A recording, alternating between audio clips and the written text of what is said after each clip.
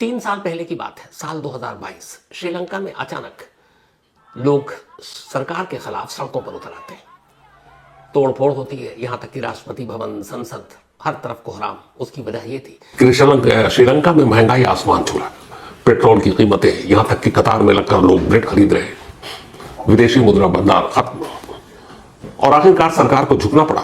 और तब के वहां के जो प्रेसिडेंट थे गोटबाया राजपक्षे, उनको इस्तीफा देना पड़ा।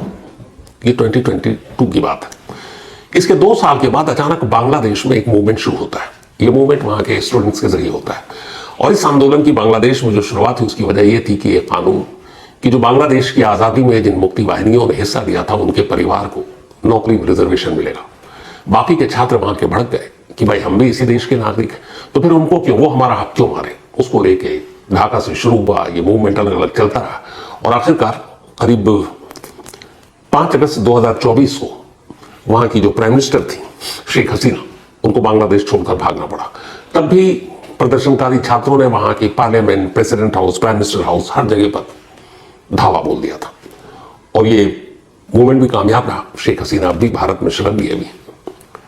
तो ये 2 देश हमारे पड़ोसी देश, श्रीलंका और उसके बाद बांग्लादेश, इन दोनों जगहों पर यह आंदोलन हुआ और सरकार को जाना पड़ा, भागना पड़ा, इस्तीफा देना पड़ा। और अब नेपाल, मंडे से नेपाल में जो कुछ हो रहा है, आज वहां के प्राइम मिनिस्टर, इससे पहले होम मिनिस्टर पहले इस्तीफा दे चुके थे, एक एक कर सबको इस्तीफा देना पड़ा। वहां के भी संसद से लेकर बाकी जगहों पर भीड़ पहुंच गई, और 20 से ज्यादा नौजवानों की मौत की खबर है। अब भी काठमांडू सुलग रहा है, जगह जगह आगजनी भी हो रही है। तो चाहे वो श्रीलंका हो या बांग्लादेश या नेपाल, इन तीनों जगहों पर ये जो आंदोलन हुआ, जो एक क्रांति हुई लोगों के जरिए, इसमें एक नाम आया कॉमन, जेन जी। अब ये जेन जी क्या है जो सरकार को उखाड़ कर फेंक देती है, सत्ता परिवर्तन। ये है कौन लोग, और एक के बाद एक जब ये आंदोलन करते हैं तो फिर तख्ता पलट कैसे हो जाता है। न इनका राजनीति से कोई लेना देना, न इनका किसी और चीज से लेना देना, बल्कि इनकी उम्र भी ऐसी है कि पॉलिटिक्स और बहुत चीजों से दूर है। तो फिर ये जेन जी हैं कौन, जो पहले श्रीलंका में, फिर बांग्लादेश में और अब नेपाल में जिन्होंने सरकार को उखाड़ कर फेंक दिया। और नेपाल में ये जेन जी को क्यों सड़कों पर आना पड़ा, आखिर उनकी मांग क्या थी। तो पेश है पूरी कहानी। अक्सर हम लोग सुनते हैं, अरे तुम तो पुरानी पीढ़ी की और वो फलाना पीढ़ी का है, और फिर बातें होती, पीढ़ियों में टकराव होता है कि ये पुराने दौर का है, इसकी सोच पुरानी। हम लोग घर में कई बार बात करते हैं, जो नए बच्चे हैं, नए जनरेशन के, वो कहते हैं आपको ये पता नहीं, और जो बुजुर्ग होते हैं वो कहते हैं इसे क्या पता। तो वो हमेशा एक टकराव चलता है पुरानी और नई पीढ़ियों में। तो एक्चुअल में इसी पीढ़ी को अलग अलग दर, जब ये वक्त दौर आता है, उन पीढ़ियों को एक नाम दिया जाता है। ये जेन जी सबसे लेटेस्ट पीढ़ी का नाम है। वो लोग जो 1997 से 2012 के बीच पैदा हुए, वो जेन जी हैं। यानी जेन जी वो लोग हैं जिन्होंने जब आंखें खोली तो इंटरनेट, कंप्यूटर, सोशल मीडिया, इन सब के दौर में खोली, और इसीलिए जेन जी है। ऐसा नहीं है जेन जी पहली पीढ़ी है, इससे पहले मैंने कहा ना कि जैसे 7 पीढ़ियों को मिलाकर एक पूरी दुनिया या समाज के बारे में बात होती है, तो जेन जी जो है ये अभी लेटेस्ट है। अब जेन जी की खासियत क्या है और क्यों ये इस तरह की क्रांति में कामयाब है, तो उसको समझने के लिए आपको बाकी पीढ़ियों को समझना पड़ेगा, तो क्लियर हो जाएगा जेन जी क्यों अलग है। शुरुआत हुई थी 7 पीढ़ियों में से, जो पहली जेन जी के ही तौर पे जो नाम दिया गया था, ग्रेटेस्ट जनरेशन। ग्रेटेस्ट जनरेशन उन लोगों के लिए था जो 1901 से 1927 तक पैदा हुए थे, यानी 1901 से 1927 तक के पीरियड में जो लोग पैदा हुए, उन्हें ग्रेटेस्ट जनरेशन कहा गया। क्यों कहा गया, उसकी वजह यह थी कि उस दौर में काफी संघर्ष था, काफी लड़ाई थी, और कई तरह की परेशानियां थी, बीमारियां थी, लड़ाइयां थी, जंग थी, गरीबी थी। फिर भी इन लोगों ने हर हालात से लड़ाई की अपने आप को जिंदा रखने के लिए, और जिंदा रहे, मुकाबला किया उन तमाम मुश्किलों का, उन तमाम बीमारियों का, जिसके लिए उस वक्त न दवा थी, न वैक्सीन, कुछ नहीं था। और जंग भी लड़ी जा रही थी, भूखमरी भी थी, खाली पेट भी लड़ रहे, गरीबी से भी जूझ रहे। तो इसीलिए ये संघर्ष का जो दौर, उस 1901 से 1927 के बीच पैदा हुए लोगों ने जो काटा देखा और उससे मुकाबला किया, इसीलिए उनको नाम दिया गया था ग्रेटेस्ट जनरेशन, यानी 1901 से 1927 के बीच में जो लोग पैदा हुए। इसके बाद आती है दूसरी पीढ़ी, 1928 से 1945 तक के दरमियान जो पैदा हुए, 1928 से 1945, इनको साइलेंट जनरेशन कहा गया। साइलेंट जनरेशन का नाम दिया गया, यानी इनसे पहले की पीढ़ी ग्रेटेस्ट जनरेशन थी, लेकिन अब उलट हो गया और इनको कहा गया साइलेंट जनरेशन। इसकी वजह थी, वजह यह थी कि 1928 से 1945 के बीच जो लोग पैदा हुए उनमें से एक बड़ी आबादी ने गुलामी के दौर में आंखें खोली या जन्म लिया था। ये वो दौर था जब वर्ल्ड वॉर भी चल रहा था। तो विश्व युद्ध, गुलामी का दौर, अलग अलग देशों पर अलग अलग देशों का कब्जा, अंग्रेजों की उस वक्त हुकूमत, जिसके बारे में कहा जाता है कि अंग्रेजों की हुकूमत इतनी थी कि अंग्रेजों की हुकूमत में कभी सूरज डूबता ही नहीं है, क्योंकि एक जगह डूबता दूसरी जगह उगता, और ऐसे तमाम देशों पर अंग्रेजों का कब्जा था। तो लोग खामोश थे, गुलामी के दौर में डरे हुए थे, और इसीलिए उनको नाम दिया गया साइलेंट जनरेशन, क्योंकि उन्होंने खामोशी से सारे जुल्म को सहा। इसके बाद ये 1928 से 1945 तक के जनरेशन के लोग थे। दिन आया 1946 से 1964 के बीच जिन लोगों ने इस दुनिया में आंखें खोली या पैदा हुए, 1946 से 1964 तक जो लोग पैदा हुए उनको नाम दिया गया बेबी बूमर। अब बेबी बूमर जनरेशन इनको कहा गया। क्यों कहा गया, इसकी वजह भी थी। इस दौरान में बड़ी सारी तब्दीलियां आनी शुरू हुई 46 से 1964 तक। आपको याद होगा ये वही दौर था जब एटम बॉम्ब बना था, नागासाकी हिरोशिमा पर गिरा था।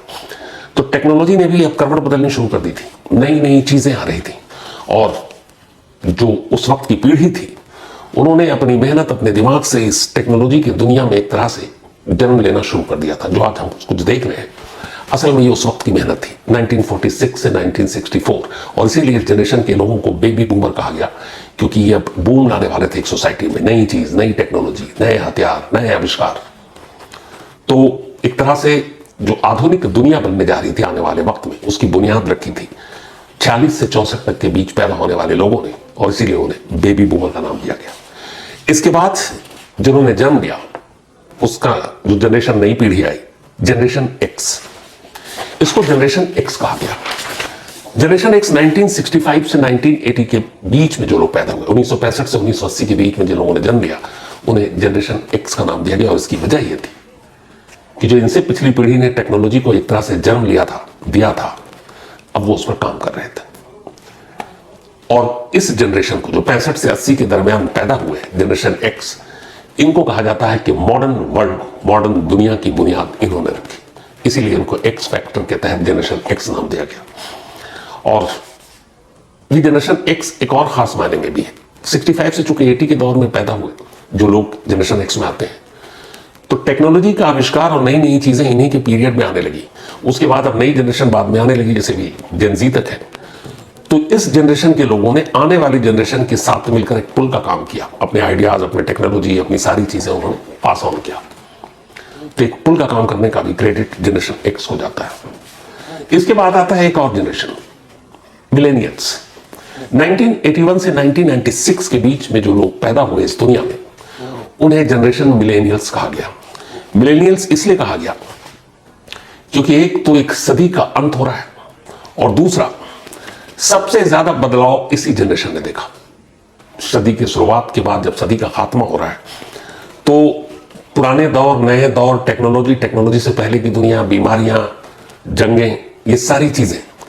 तो जो मिलेनियल्स पीढ़ी के लोग थे उन्होंने अपनी जिंदगी में, कहते हैं कि सबसे ज्यादा बदलाव को देखा। इससे ज्यादा बदलाव किसी और जनरेशन ने नहीं देखा।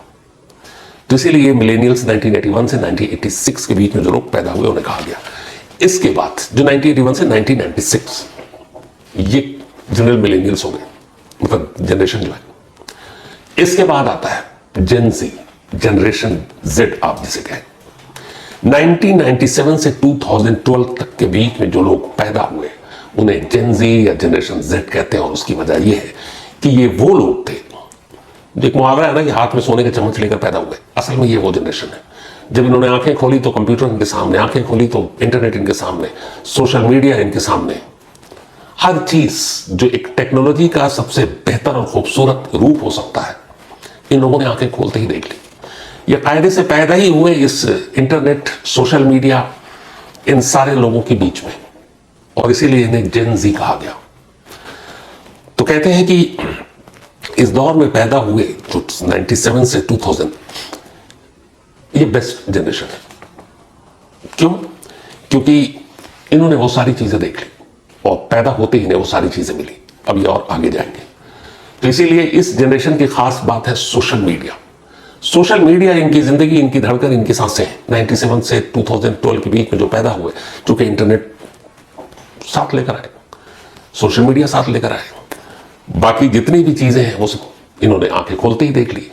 तो ये बहुत फास्ट फॉरवर्ड जनरेशन है और इसीलिए इन्हें जेन जी का नाम दिया गया। और यही वो जेन जी है जिसने पहले श्रीलंका, फिर बांग्लादेश और अब नेपाल में तख्ता पलट किया। क्यों हुआ नेपाल में खास तौर पर, ये आगे बताऊंगा। सिर्फ लास्ट एक जेन जी ऐसा नहीं है कि आखिरी और सबसे होनहार। जेन जी के बाद एक और जनरेशन आई, उसका नाम है जनरेशन अल्फा। ये लास्ट है अभी तक, जनरेशन अल्फा। जो लोग 2013 से 2025 के बीच में पैदा हुए, यानी कि अभी जो करंट साल चल रहा है, ये जनरेशन अल्फा है।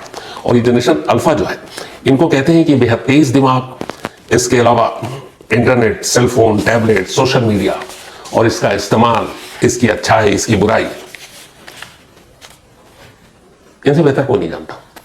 मानी मतलब ये कि जेन जी वाले जो है उनसे भी आगे अब जनरेशन अल्फा है। लेकिन फर्क ये है जेन जी और जनरेशन अल्फा में कि 2013 से 2025 तक के बीच में पैदा होने वाले, यानी कि इनकी उम्र जो 2013 से 25 के बीच में पैदा हुए, इस वक्त 12 साल होगी। तो 12 साल के बच्चे क्रांति जनरली करेंगे नहीं, किसी आंदोलन में कूदेंगे नहीं, क्योंकि बच्चे उनकी उम्र 12 साल है। 13 से 25 जोड़ ले तो 12 साल की उम्र हुई। आने वाले 5 साल 10 साल में ये जन अल्फा जेन जी से भी आगे चला जाएगा, क्योंकि इनकी उम्र बढ़ेगी जब ये बालिग होंगे। लेकिन जेन जी जो है, जो 97 से 2012 के बीच में पैदा हुए, वो सब इस वक्त 97 से जोड़े तो करीब 28 साल की उम्र हो गई होगी। तो 25, 28, 20 मतलब 18 से ऊपर के जितने हैं वो जेन जी है। तो जेन अल्फा आ चुका है जनरेशन, लेकिन इस वक्त वो सब नाबालिग है, 12 के नीचे के हैं। तो सबसे ऊपर कौन हुआ? जेन जी, जो 97 से 2012 के बीच में पैदा हुए। अब जेन जी ने नेपाल में अचानक श्रीलंका और बांग्लादेश के बाद क्यों किया? 2-3 बड़ी बेसिक छोटी चीजें थी, लेकिन जिसने आग में घी का काम किया वो कुछ दिन पहले नेपाल में एक मंत्री की बेटी की शादी थी। और इस मंत्री की बेटी की शादी बड़े मतलब अच्छे खासे लेवल पर हो रहा था। खूब शो ऑफ हुआ, खूब पैसे लुटाए गए, शादी की तस्वीरें सोशल मीडिया पर वायरल हुई। आज की पूरी कहानी। अब आपसे मुलाकात होगी कल रात 9 बजे किसी नई कहानी के साथ। तब तक अपना और अपनों का ख्याल रखिएगा। Thank you very much.